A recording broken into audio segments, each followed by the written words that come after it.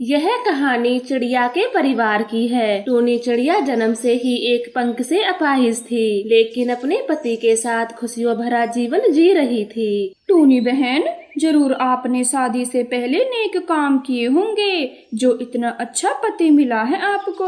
हाँ तोती बहन, वो तो है। जब से मेरी शादी हुई है तब से मुझे एक बार भी मेरे अपाहिज होने का एहसास नहीं होने दिया टुन्नू जी ने। टुन्नू भैया ऑटो चलाने के साथ साथ घर को भी अच्छे से संभालते हैं और एक मेरा पति है, बस जरा सा काम करके मुझ पे राजा की तरह हुक्म चलाता है। काश वो भी टुन्नू भैया जैसे होते। वो दोनों पड़ोस में ऐसे बातें कर रही थी कि तभी वहाँ पर टुन्नू चिड़ा भी आ जाता है। टुन्नू भैया, हम तो अभी आपकी ही बातें कर रहे थे और आप आ भी गए। आप तो 100 साल जियोगे। ऐसे कहते हुए हरी तोती वहाँ से चली जाती है। टूनी जी, आज तो कमाल ही हो गया। मैंने आधे दिन में पूरे 1000 रुपए कमा लिए। ये तो बड़ी खुशी की बात है, पर आज आपने इतनी जल्दी ये पैसे कैसे कमा लिए? वो क्या है कि आज मुझे सुंदरवन की ढेरों सवारी मिली। मैंने उन्हें और उनके सामान को घर तक पहुंचा दिया, तो बस ये पैसे कम गए।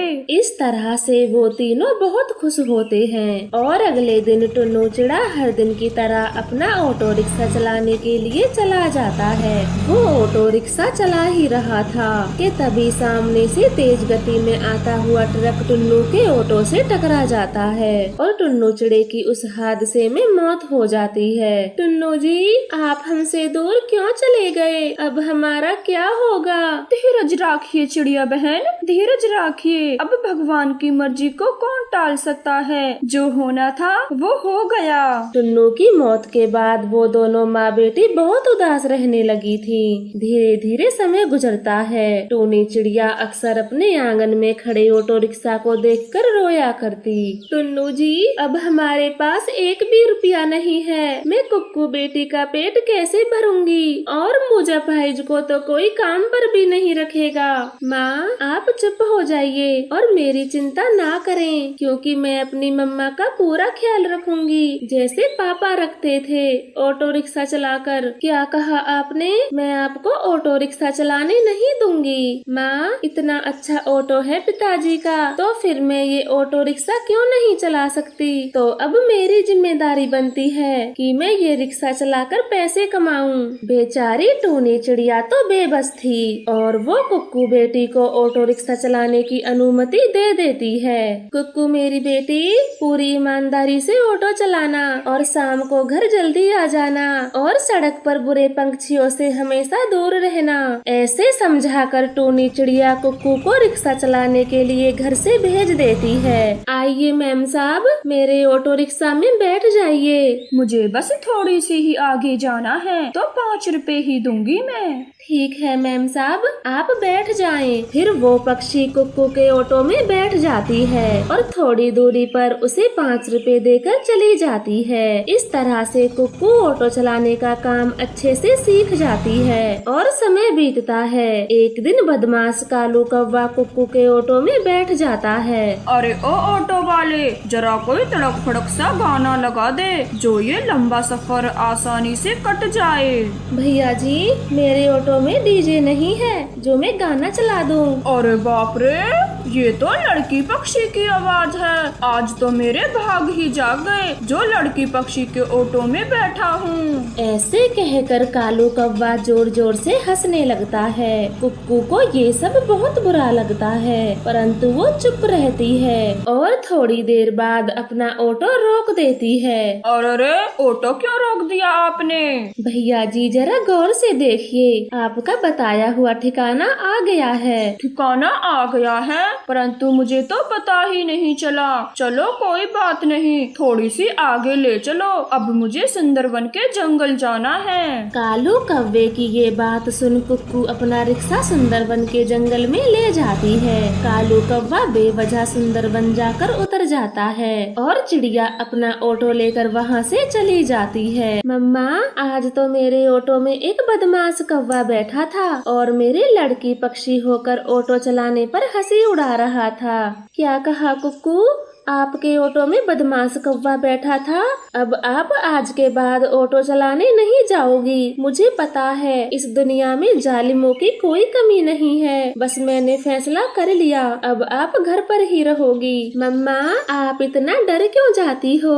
वो बदमाश सिर्फ मेरे ऑटो में बैठा था और क्या पता आज के बाद वो कौवा मुझे कभी ना मिले। फिर इस सब के लिए मैं अपना ऑटो चलाना क्यों बंद करूं? कुक्कू मेरी बेटी, अगर आपको कुछ हो गया तो मैं जीते जी मर जाऊंगी, क्योंकि आपके सिवा मेरा इस दुनिया में कोई नहीं है। क्या कहा कालू? तू सच बोल रहा है? क्या वो सुंदर पक्षी ऑटो चलाती है? हाँ हाँ, क्यों नहीं। वो चिड़िया ऑटो चलाती है और मीठा मीठा बोलती भी है। परंतु कालू दोस्त, अब दोबारा कैसे मिलेगा उससे? वो तो तुझे ऑटो से उतार कर चली गई होगी। हाँ, इतना पागल नहीं हूँ मैंने ऑटो से उतरकर उस चिड़िया का पीछा किया था। सब पता चल गया है मुझे कि वो मुझे कहाँ मिलेगी। ऐसे बातें कर कालू कौवा वहाँ से चला जाता है और अगली सुबह वो कुक्कू चिड़िया के ऑटो का इंतजार करता है। अरे भाई जी, कब से खड़े हो? कहीं जाना है तो मेरे ऑटो में बैठ जाओ। एक बार बोला ना मुझे तेरे ऑटो में नहीं जाना, तो अब निकल यहाँ से। ऐसे कालू कौवा कबूतर को वहाँ से भगा देता है और कुक्कू चिड़िया जैसे ही अपना ऑटो लेकर आती है, कालू कौवा झट से उसमें बैठ जाता है। चलो चलो, मुझे सुंदरवन के जंगल ले चलो। फिर कुक्कू चिड़िया अपना ऑटो लेकर सुंदरवन के जंगलों की तरफ निकल पड़ती है और कालू कौवा मौका देखकर कुक्कू चिड़िया को परेशान करता है। कजुरा रे, तेरे काले काले नैना, तेरे काले काले नैना, आप कितनी खूबसूरत हो, जी करता है बस देखता ही जाऊं। अरे, आपके घर में माँ बहन नहीं है? उनको देखो जी भर कर। माँ भी है और बहन भी, बस तेरे जैसी ऑटो चलाने वाली नहीं है प्यारी।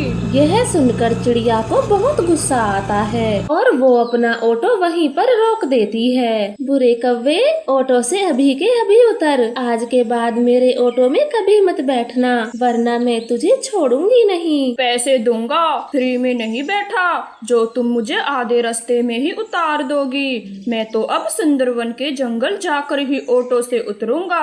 कालू कौवा तो जमकर सीट पर बैठ जाता है और कुक्कू चिड़िया तेज रफ्तार में अपना ऑटो चलाती है और कुछ ही देर में कालू को सुंदरवन के जंगल पहुंचा देती है। अब कालू कौवा हर दिन ही ऐसा करने लगा था। अब चिड़िया सोच समझकर अपना रास्ता ही बदल देती है। एक दिन अचानक कालू कौवा को चिड़िया का ऑटो दिख जाता है और वो जबरदस्ती उसमें बैठ जाता है, परंतु आज पहले से ही एक पक्षी ऑटो में बैठी हुई थी। तुम किसी दूसरे ऑटो में बैठ जाओ, इस ऑटो पर मेरा हक है। अरे कालू कौवे, भला ये क्यों दूसरे ऑटो में बैठे? बल्कि आप जबरदस्ती घुसे हो मेरे ऑटो में, तो आप ही मेरे ऑटो से बाहर निकलो। नहीं, मैं इसी ऑटो में बैठकर जाऊंगा। और तुमने सुना नहीं जो अभी तक यहाँ बैठी हो? चलो उतरो यहाँ से। फिर कुक्कू और कालू कौवे में बहस होने लगती है और वो नकाब वाले पक्षी अपने चेहरे से दुपट्टा हटाती है।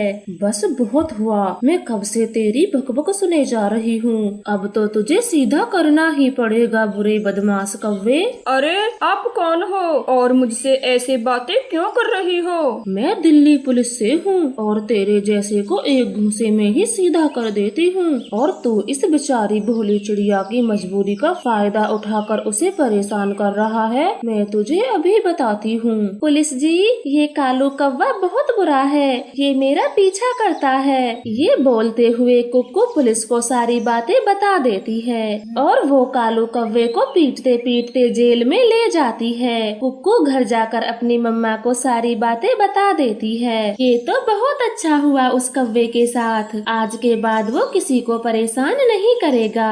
इस तरह से कालू कौवे को सजा मिलती है और वो आज के बाद किसी को ना छेड़ने की कसम खाता है। टूनी चिड़िया बहुत गरीब थी। वो बचपन से ही घरों पर पेंट करने का काम करती और उसकी शादी एक गरीब परिवार में हुई थी। उसका पति ज्यादातर बीमार रहता था। दोस्त कबूतर, कोई ऐसा पेंटर बताओ जो इस जंगल में सबसे ज्यादा मशहूर हो। मुझे अपने घर को रंग करवाना है। क्या कालू, तू टूनी चिड़िया को नहीं जानता? वो तो इस जंगल की मशहूर पेंटर है, तेरे घर को एकदम सुंदर रंग देगी। क्या सच में वो चिड़िया इतना अच्छा काम करती है? तो जल्दी दो, मुझे उसका पता जल्दी दो, मैं अभी जाकर बात करता हूँ। फिर कबूतर कालू को चिड़िया का पता दे देता है और कालू कौवा चिड़िया के घर चला जाता है। मेरे घर को अच्छे से रंग करना,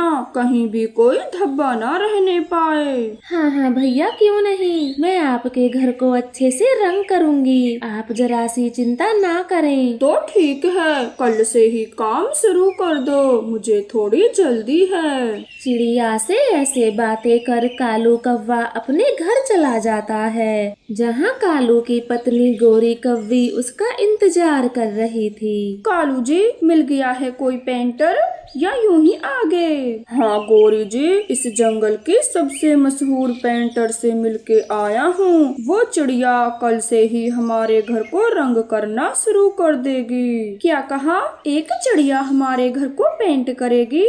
आपका दिमाग तो ठीक है।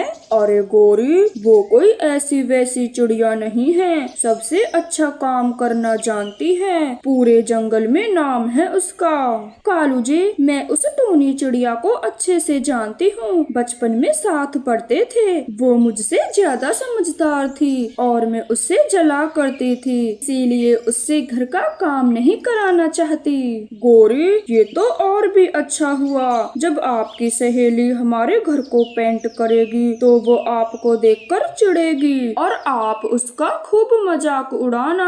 हाँ कालू जी, ये तो मैंने सोचा ही नहीं, आने दो उसे कल।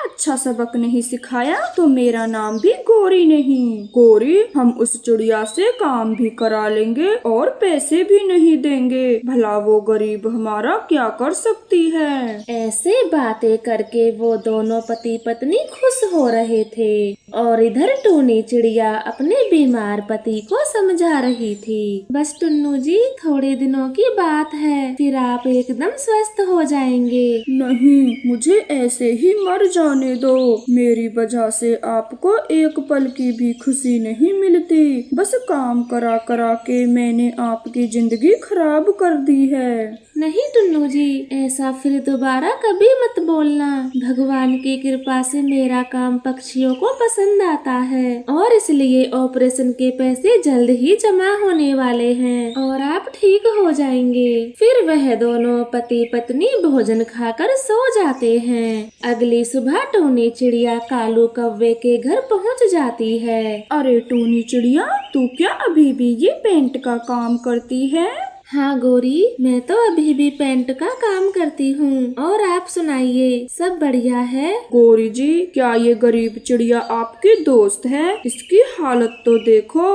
नहीं नहीं कालू जी, ये मेरी दोस्त नहीं है, बचपन में एक दो बार बातें क्या कर ली, ये तो मुझे अपना दोस्त ही समझ बैठी। सुन लिया चिड़िया आपने, ये दोस्ती का नाटक यहाँ नहीं चलेगा, चुपचाप अपना काम करो और चलती बनो यहाँ से।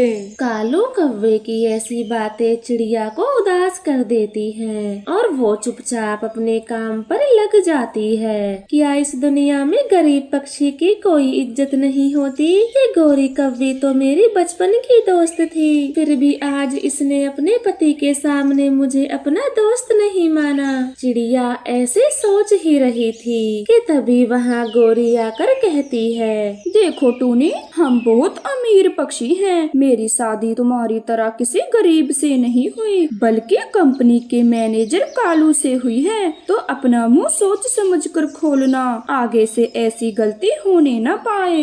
ठीक है गोरी, आगे से मैं तुझे अपनी दोस्त कभी नहीं कहूँगी। मैं याद रखूंगी कि मैं तेरे घर पर सिर्फ काम करने आई हूँ। हाँ हाँ ठीक है, अब अच्छे से पेंट करो, किसी भी दीवार पर धब्बा नहीं रहना चाहिए। ऐसे कहकर गोरी कौवी वहाँ से चली जाती है। ये गोरी कौवी तो अपनी रहीसी में मदहोश है, एक बार भी मेरे पति के बारे में नहीं पूछा। फिर टूनी चिड़िया अपने काम को खत्म करके घर चली जाती है। ऐसे ही कुछ दिनों तक वे घर को पेंट करती है। वो कालू गौरी के पूरे घर को पेंट कर देती है। कालू का घर तो बहुत सुंदर लग रहा था। भैया जी, मैंने आपके सारे घर को रंग कर दिया, अब मेरे पैसे दे दो। पैसे? अब किस चीज के पैसे? हम अमीर हैं तो क्या आप हमें लूटोगी? भैया जी, ये क्या बोल रहे हो? मैंने आपके घर को रंग किया है और उसी के पैसे मांग रही हूँ। फिर उन तीनों में जोर जोर से बहस होने लगती है और कुछ पड़ोसी पक्षी वहाँ पर आ जाते हैं। अरे कालू जी,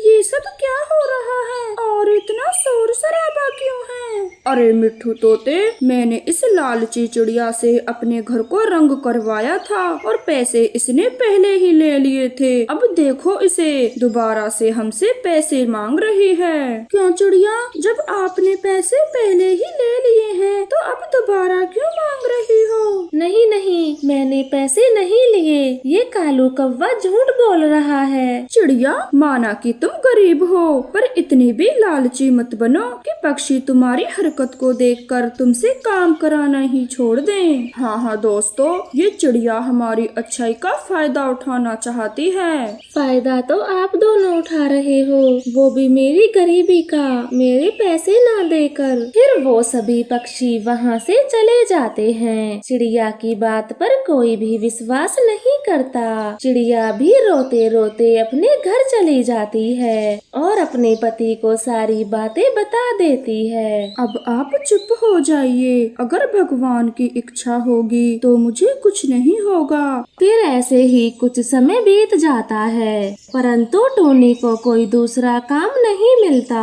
टुन्नू की तबीयत और भी ज्यादा खराब होने लगी थी। हे भगवान, ये क्या हो रहा है? मेरे टुन्नू जी को सही सलामत रखना, मैं बहुत जल्दी ही पैसे जमा कर लूंगी। वो चिड़िया ऐसे सोच ही रही थी कि तभी वहाँ पर एक बड़ी कंपनी का मालिक आता है। आप तो वही चिड़िया हो ना जो पेंट करती हो? मैंने आपके काम के बारे में बहुत सुना है। हाँ सेठ जी, मैं बचपन से ही पेंट करने का काम जानती हूँ, पर इस वक्त मेरे पास कोई काम नहीं है। अगर आप मुझे काम देंगे तो आपकी बड़ी मेहरबानी होगी। हाँ क्यों नहीं, मैं चाहता हूँ कि आप मेरे बंगले को रंग करें। मेरी बेटी का जन्मदिन आने वाला है और मैं उसकी पार्टी उसी घर में करूँगा, तो आप मेरे घर को कुछ अलग सा रंग करिए जिसे देखकर मेरी बेटी खुश हो जाए। आपकी बड़ी मेहरबानी सेठ जी, जो मुझे काम दिया। आप बिल्कुल चिंता ना करें, मैं आपके बंगले को सबसे अच्छा रंग करूँगी। फिर टोनी चिड़िया सेठ के साथ चली जाती है।